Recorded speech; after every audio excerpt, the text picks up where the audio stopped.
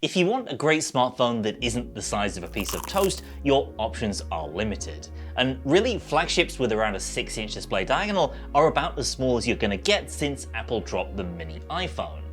That leaves the iPhone 14 Pro and Samsung's baseline Galaxy S23 to fight it out in this arena. And look, neither of these is tiny. Put them next to the flagships of yesteryear and that's abundantly clear. But if you want a phone that won't take up a ton of space in a handbag or skinny jeans pocket, these two are where it's at. So let's see how they shape up and which one I'd choose if it was my money. I'm Alex Toby, this is XDA TV, let's get into it.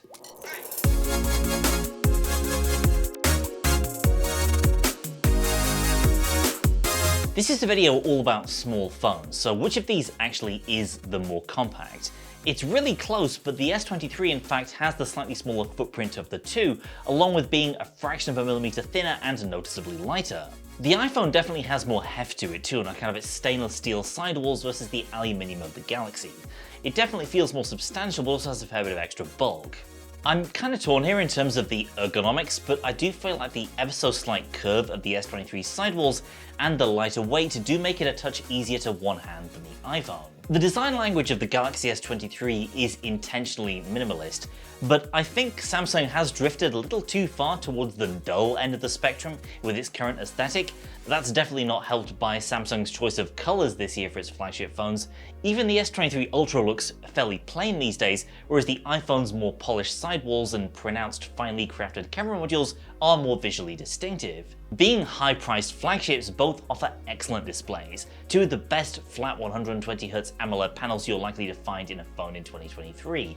Peak brightness levels for both are in the same ballpark, slightly brighter in HDR mode for Apple but not really noticeable to the naked eye.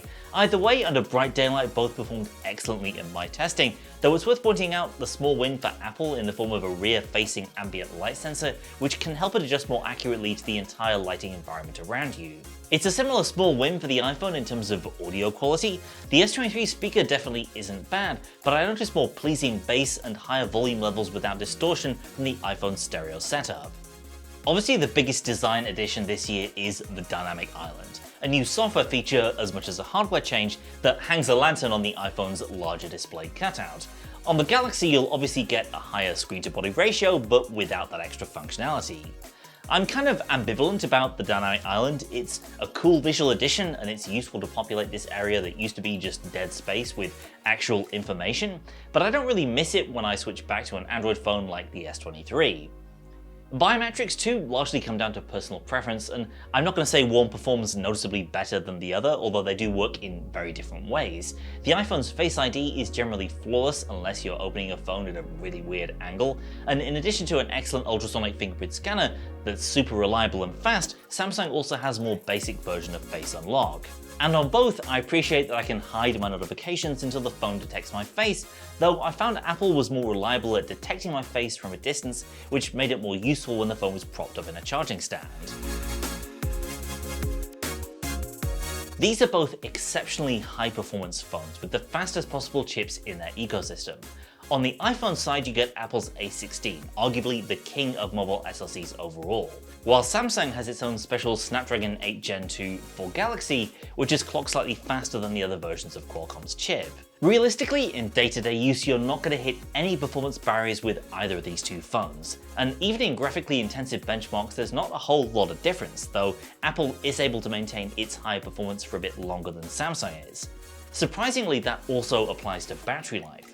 Now, in any other year you'd expect Apple to take a solid lead in battery life over the average Android phone, and especially a smaller Samsung phone. That's not the case in 2023 though, largely thanks to the huge jump in efficiency we've seen from Qualcomm thanks to its latest Gen 2 processors. Both phones are easily capable of a full day's heavy use on a single charge, even with very high screen-on times like 7 hours over a full day. Direct apples-to-apples comparisons between Android and iPhone battery life can be tricky, but I feel confident saying these two are in the same ballpark in terms of how far a single charge is going to get you. iOS of course is known to be stricter on background tasks than Android, as well as its ability to get more longevity out of relatively smaller cells than most Android devices. But on the other hand, Samsung has a loadout of pretty impressive battery-saving software features, including the light performance profile that changes the chip's clock speed to favor efficiency and thermals over raw speed. It's a great feature that I end up using on basically every Samsung phone that I have. Neither phone is particularly impressive in terms of its charging speeds, though with the iPhone you do get Apple's MagSafe support for more convenient refills. The Galaxy, I guess, comes with the bragging rights of already using USB-C, the charging standard that'll be coming to every iPhone starting later this year. Overall then, a narrow win for Samsung on battery life, mainly because of those extra software features at your disposal. Both iOS and Samsung's One UI are highly mature and polished operating systems at this point, and the choice between them more than ever before has a lot to do with personal preference. Which is where I need to lay my cards on the table and talk about my own personal bias. I've mainly used Android phones over the past decade. That said, over the past year I've also used both the iPhone 14 Pro and the Pro Max, and my day-to-day work and video editing machine is a MacBook Pro, so I'm no stranger to the Apple ecosystem. That ecosystem is a big part of what makes the iPhone so attractive. Things like AirDrop, for instance, is totally seamless, letting me drop photo samples for this review straight from my device onto the Mac. And iOS more generally is hyper-polished and just very comfortable to fall back into whenever I pick up an iPhone. iOS's approach to widgets is something I really appreciate, again, for its polish and the virtual impossibility of coming across a bad-looking widget on an iPhone. And there are a fair few customization options for Apple's device too, mainly around the lock screen clock and the additional widgety area underneath it that was brought in with iOS 16. That said, the notifications on that lock screen are something that I much prefer on Android to iOS, where if you have a lot of alerts flying at you all day, it can become very hard to keep track of this stuff. Android's information density is just better here. On the Samsung side though, you trade polish for potential. That's not to say One UI is visually horrible by any means, but there are one or two places where it does appear a bit rough around the edges compared to iOS. The other side of that coin is that there's a lot more that you can actually do with the S23 if you're so inclined.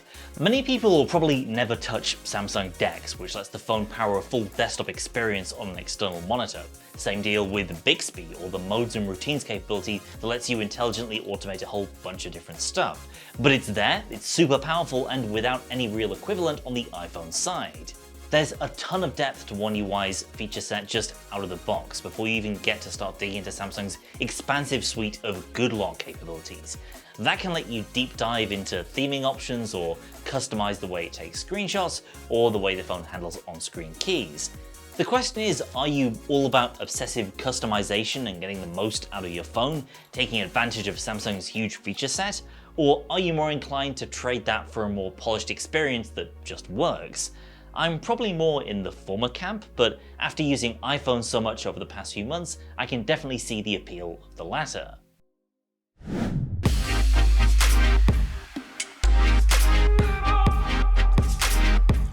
The S23 and iPhone 14 Pro are pretty much the only small form factor phones that have triple camera systems.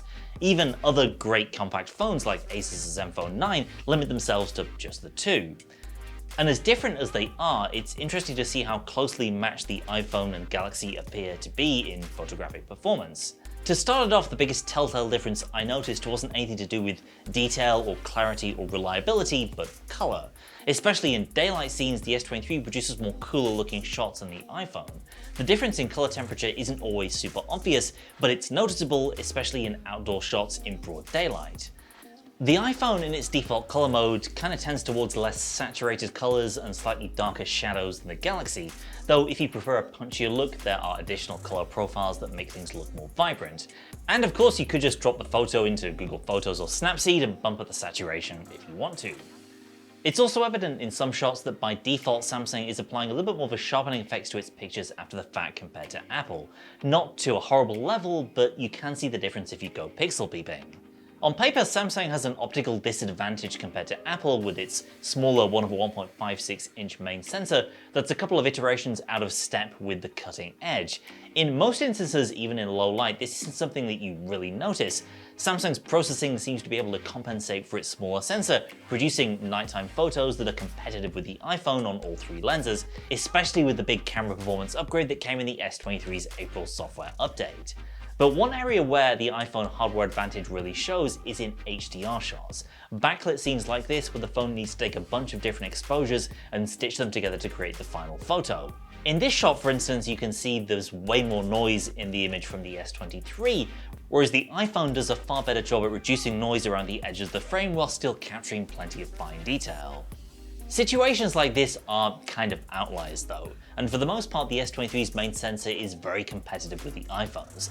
Even in close-ups, the smaller sensor of the Galaxy still produces a pleasing amount of bokeh for a rich depth effect. For the ultra-wide, it's a much tougher call. The color difference we talked about earlier still apply, but in a few situations in mixed to poor lighting, I felt like the Galaxy actually did a better job at balancing fine detail and noise. But equally, the S23 seemed more prone to slight softening of shots, especially around the edges from hand motion. Take a look at the comparison versus the iPhone here. And in telephoto mode, while both feature 3x shooters, the focal length is noticeably longer on the iPhone, as you'll see in these sample shots here. Once again, we see warmer colors from the iPhone compared to the S23, and I think Apple also manages to pull out a little bit more fine detail from telephoto pictures at 3x, whereas it seems Samsung's noise reduction can be a little bit aggressive in shots from this lens, smudging out some of the finer details in darker parts of this scene. You can see there's still a lot of extra softness in most of these side-by-side shots. At tighter zoom levels, you reach a usable zoom limit of around 5x from both cameras. At that 5x level, I think you get a bit more fine detail out of the iPhone, whereas on the Galaxy you see a bit more of that same softness in the image that we observed at 3x.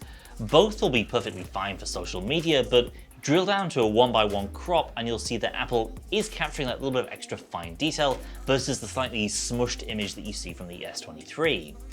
It's a bit more of an equal contest at a 10x zoom level, but still, I wouldn't consider either of these shots to be particularly great. You'll want a Pixel 7 Pro or S23 Ultra if long telephoto shots are your priority. Both phones are dependable video cameras, and the S23 actually has one technical advantage of the iPhone in the form of its support for 8K video at 30 frames per second, though with a time limit attached. There's currently no 8K recording option on the iPhone. Once again, I found myself preferring the more vibrant colors from the S23's camera, but finding that the iPhone captured more fine detail when you crop in at 100%, video from the Galaxy, especially from the main and telephoto, was just that little bit softer. I also appreciated how the iPhone can smoothly transition between its three lenses. This isn't a feature that you typically think about a lot, but it's something almost every Android phone maker overlooks in their video cameras. Something I do want to call out on the Samsung side though is the quality of the S23's video stabilization. I went into this matchup expecting the Galaxy to fall behind the iPhone's typically excellent OIS plus EIS setup, but actually in looking at my moving footage side by side, there's barely anything in it. Both phones do a fantastic job of smoothing out motion from walking or your typical hand movement, even when being held in just one hand. Take a look.